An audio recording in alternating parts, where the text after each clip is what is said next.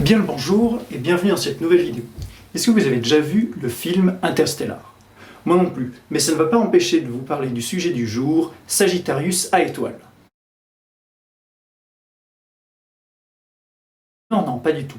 Ici on parle science. Et Sagittarius A étoile n'est rien d'autre que le trou noir supermassif qui se trouve au centre de notre galaxie, la Voie lactée. Quel pessimisme! Tu sais, on l'a découvert qu'en 1974. Et pourtant, il est certainement plus vieux que notre galaxie, avec ses 10 milliards d'années. Et puis, il ne représente pas vraiment un danger, puisqu'il est éloigné de notre planète par 25 640 années-lumière, soit 7 distances en kilomètres. Enfin, je dis le petit, mais c'est quand même un gros bébé, avec ses 4 millions de masses solaires dans un rayon de 22 millions de kilomètres.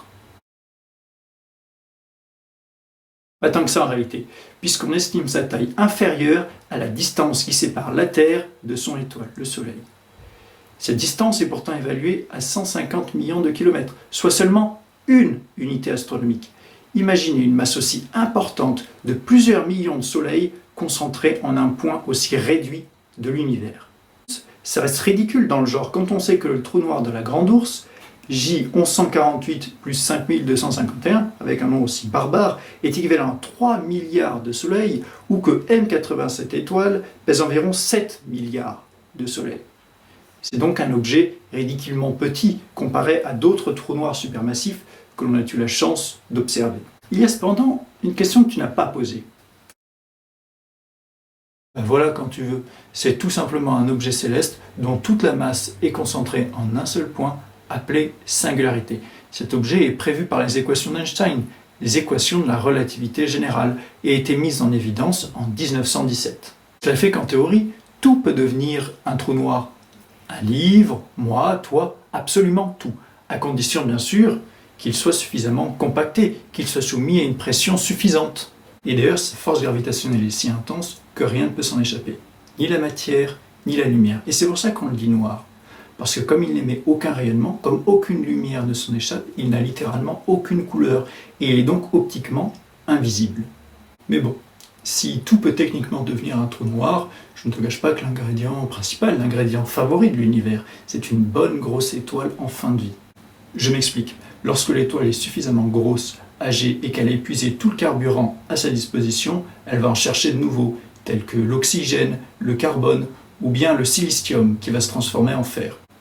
À ce stade, il n'est plus possible pour l'étoile d'initier de nouvelles réactions de fusion entre atomes. Elle va donc grossir, et son cœur va s'effondrer sur lui-même. C'est ce qu'on appelle une supernova. Une supernova, c'est l'effondrement du cœur d'une étoile. Et si l'étoile avait une masse supérieure à 20 fois à celle du Soleil, elle deviendra un trou noir. En fait, je vous ai menti. On ne sait pas vraiment comment se forment les trous noirs supermassifs tels que celui qui est au centre de notre galaxie. Mais c'est de cette manière dont se forment les trous noirs stellaires, c'est-à-dire les trous noirs à base d'étoiles, et on suppose que les trous noirs supermassifs sont en fait des trous noirs stellaires ayant ingurgité suffisamment d'étoiles pour devenir supermassifs. Et ce qui pourrait corroborer cette théorie, c'est tout simplement le fait que, comme n'importe quelle étoile, Sagittarius A étoile possède son propre système. Sauf qu'à la place des planètes, ce sont des étoiles. Des étoiles appelées objets G et découverts en 2005, qui seraient en fait plutôt des nuages de gaz issus d'étoiles binaires qui se seraient effondrées sur elles-mêmes.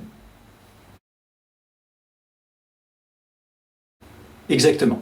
Et d'ailleurs, on pense que le Soleil fait figure d'exception, parce que c'est une étoile unique, et que l'on pense que la majorité des étoiles dans l'univers sont des étoiles au moins binaires. L'étoile la plus proche de nous, par exemple, est en fait une étoile tertiaire, c'est-à-dire un système composé de 3 étoiles. Une étoile binaire, pour le dire de manière scientifique, c'est une vraie étoile double, c'est-à-dire 2 étoiles unies l'une à l'autre par les lois de la gravitation. Ce qui signifie que ces étoiles orbitent l'une autour de l'autre pour former ce système binaire. Mais revenons-en à notre trou noir.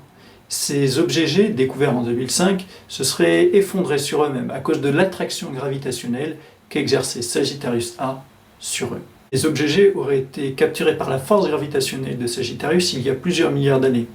Mais difficile d'en savoir plus sur des nuages de gaz situés à plusieurs milliards de kilomètres de notre Terre.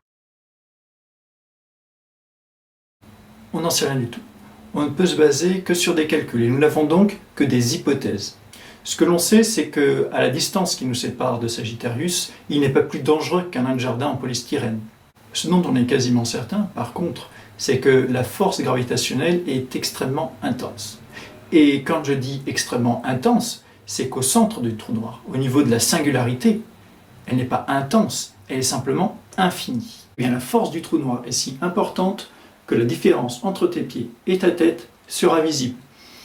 Quand je dis sera visible, ça signifie que tu seras spaghettifié. Tes pieds, pourtant séparés de ta tête de quelques 175 cm, seront attirés vers la singularité plus vite que ta tête.